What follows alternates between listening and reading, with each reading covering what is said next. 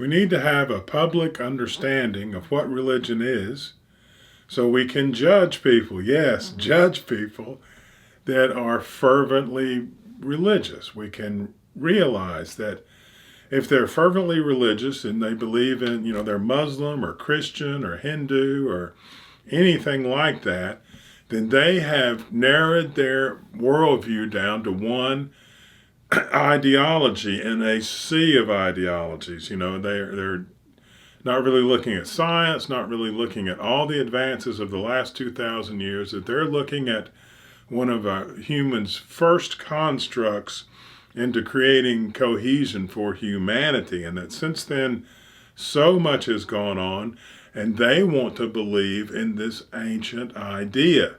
And it was wonderful at the time when it was first established. It was the very new thing. But now we've done unbelievable stuff since then, and they want to go back to that.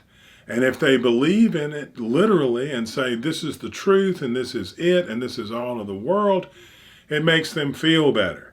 And they feel like if they believe in it, then they get back from the God a favorable feel that the universe now is going to be their friend and take care of them.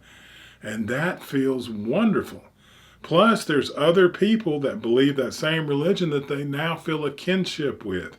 Automatic. They don't really have to go through all the things that most of us do to create a friend. These are automatic friends because they share the same context, the same worldview. Just like, you usually make friends individually because you have a lot of similarities, but you have to really see, are they really like me? And it takes a little time and usually there's a basic impulse there because you recognize the sameness, and then you hang around for a while, and the more you hang around, but with these religious people, they can just automatically be friends to a large extent because their worldview is so narrow that they're not going to have an expansive relationship anyway. You have to have an expansive worldview to have an expansive relationship, and they get to be automatic friends because they share that same worldview, and it has that same feeling of we are the same.